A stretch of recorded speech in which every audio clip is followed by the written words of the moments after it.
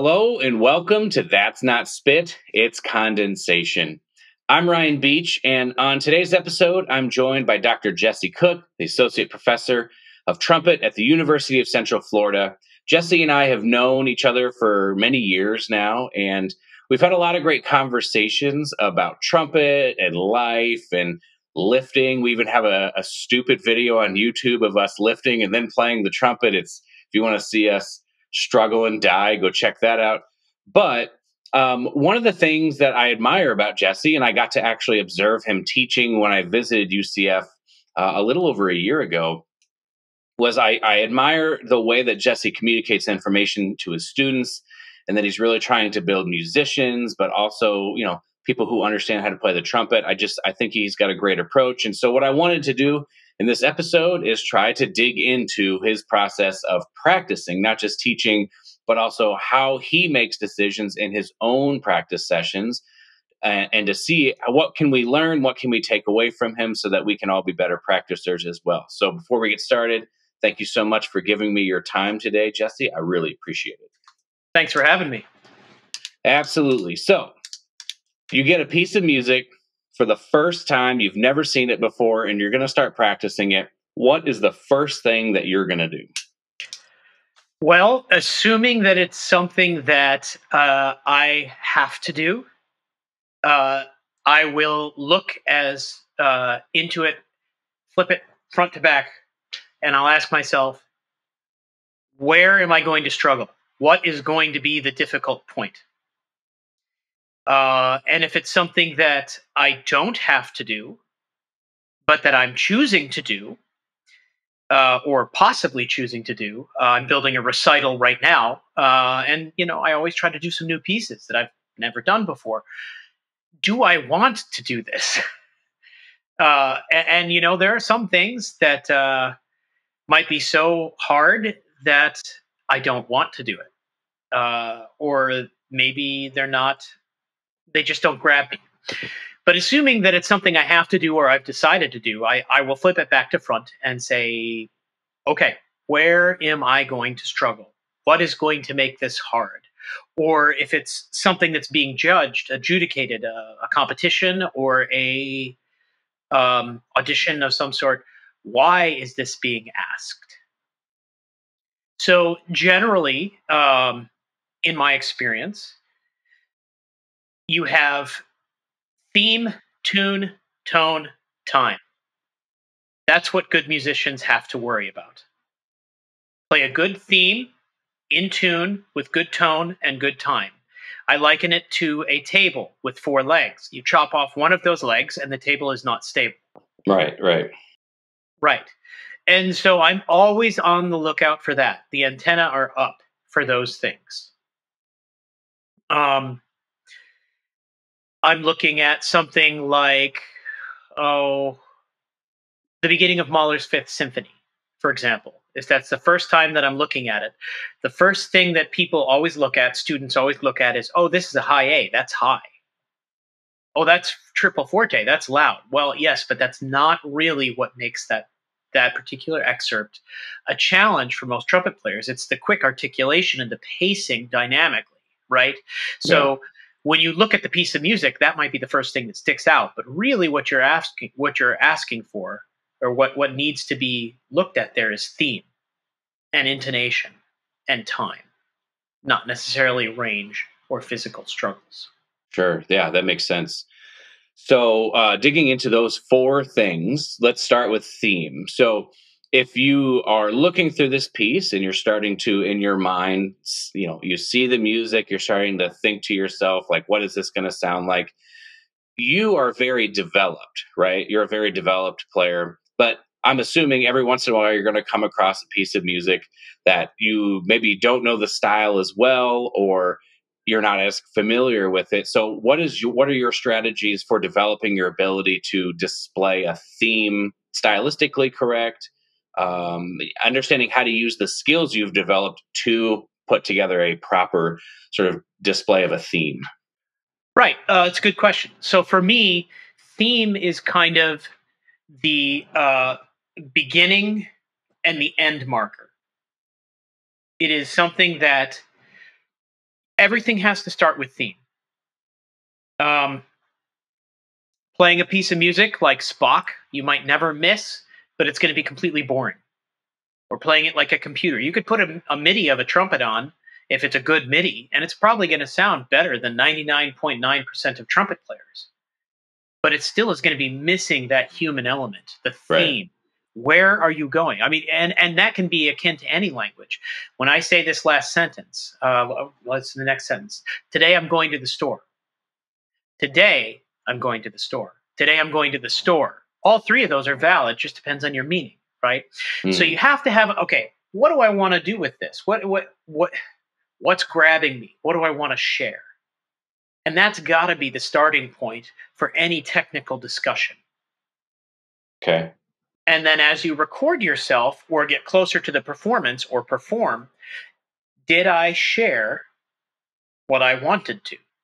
Did my artistic intention come across? Because that's why we all do this, right? I mean, nobody says, hey, I want to blow compressed wind into a brass tube for a living. That sounds fun.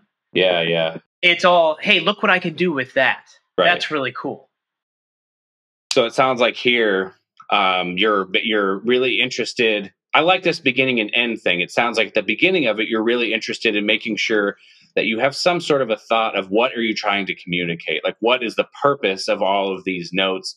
And your example of today I'm going to the store, if you want to go one more, right? You wouldn't necessarily, but you get my point. Like, you get a little bit, depending on what it is, you get a little bit of leeway of where you put the emphasis, but you're still saying, today I'm going to the store. Like the sort of the whole thing is communicating something specific. You couldn't change the word store to something else and get the same meaning, right? So you're saying the same thing, but you get to interpret how you want to have someone feel when you say it. But I like also that you're trying to decide and dig into what the theme is going to be as a way to understand if you were successful in your process of practicing when you're at the end of the thing and you have performed, asking, did I accomplish communicating the theme that I wanted to? Yeah, I mean, and musicians can tell if you do that. If you play music like an accountant, you're going to get a lot of bean counters in your audience. And the second that you miss a note or you're slightly out of tune, you're going to get a lot of people who are going to notice that. Whereas if you're spinning a beautiful phrase, maybe they'll hear that, maybe they won't. If you're out of tune or you have slightly different technical consideration that comes in that's not perfect. But more often than not, they're just going to say, eh, unless that happens a lot and then it starts to interfere with the theme. But you need to remember to be a musician, and especially for, I call collegiate musicians advancing musicians. That's what I teach. They are not professional musicians. They are not beginning musicians. Often their ears need development, but even more than that, their ears are sometimes ahead. Their big picture is ahead of the micro steps, the little steps, the technique, and so they lose that. It kind of gets distorted, and they can't put the theme together in their head, and that can cause significant tension in a student's growth process. Yeah. I think another reason why I like you describing the end process as being musical and having theme is I find sometimes it's hard. Practicing is hard because we don't necessarily we haven't defined what success would be. So then if you have a specific goal and you can say, well, here's my goal, then you can say, well, did I reach my goal? And I find sometimes because what we do is so like up in the clouds, like I'm making music, it's hard to nail down like some specifics about, well, was I successful with my efforts? So then sometimes performing and practicing can feel like this process of, am I doing anything? Am I successful in anything that I'm trying to do? And I find having a very clear mental picture of the themes and the musicality you're trying to make, and then assessing at the end of it, did I communicate that? Like if it wasn't perfect, but you communicated your message, you can walk away feeling like, well, I was successful in what I was trying to do because I shared the theme or I shared my message. I kind of like that as a litmus test for trying to help make sure that your practicing is being effective in the way you want it to be. Yes, and the other side of that, practicing being effective, is you have to choose appropriate assignments. Sure. Right. Of course. If you're not qualified to be taking the principal trumpet audition in the Philadelphia Orchestra, because you can't play also Sprach Zarathustra, because you can't play a high C on C trumpet without really, denigrating technique, bad technique, then you shouldn't fly to Philadelphia and take that audition, and so you need to make sure that, let's put a progression of just solos. Aria con variazioni, row parts, Belai, Kennan, Ewazen, Halsey Stevens, Hindemith, Tomasi, Days and Clo, right? If you jump from row parts to Days and Clo, that's a big jump in technical and musical development. And you need to have the technique to be able to get that theme out. And if you don't, it's going to cause a whole bunch of not only technical problems that could be injurious to your development physically, but also emotional and mental problems, which, students a lot of times are impatient. And they want to do the hardest thing, and that not necessarily. A lot of times I spend a lot of time saying, "Whoa, back the truck up," Sure. This is great. And so let's say it's a solo, the Kennan, right? Let's just say it's that. So you have looked through you've looked through the solo back to just say the first movement. You look through the first movement and you found, okay, this section might be difficult for this reason. This section might be difficult for this reason. But at the same time, you want to make sure that you develop a very clear idea of the whole entire thing, obviously not just the difficult sections in terms of the theme or the musicality you want to get across. And then would you say, I don't want to put words in your mouth, but would you say that then that theme or the musicality becomes the guide, so to speak, for the practice sessions that you're doing? Are you moving closer to that? Are you creating that? Do you have a way of communicating that to students and how the theme acts as a guide in your practice sessions? Yeah, I make them take the trumpet away. I have them sing it. But we do a lot of singing. I have them buzz it. I have them play it on the piano. And they don't have to be great piano players to plunk notes. Right. I have them, I even, with some people, I've gotten out the recorder, like the elementary school recorder.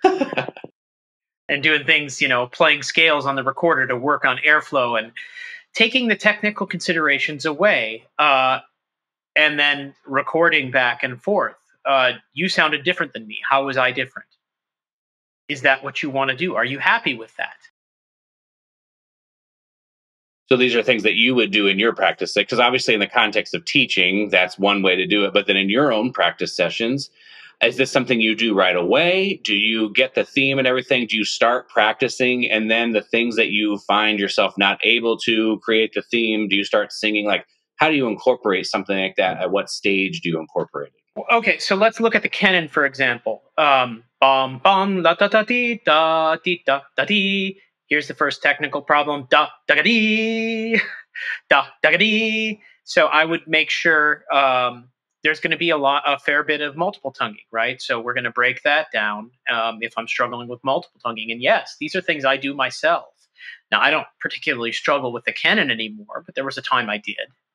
And knowing what I know now, that's what I would have done. Go back. Okay, let's go back to Armin, page 176.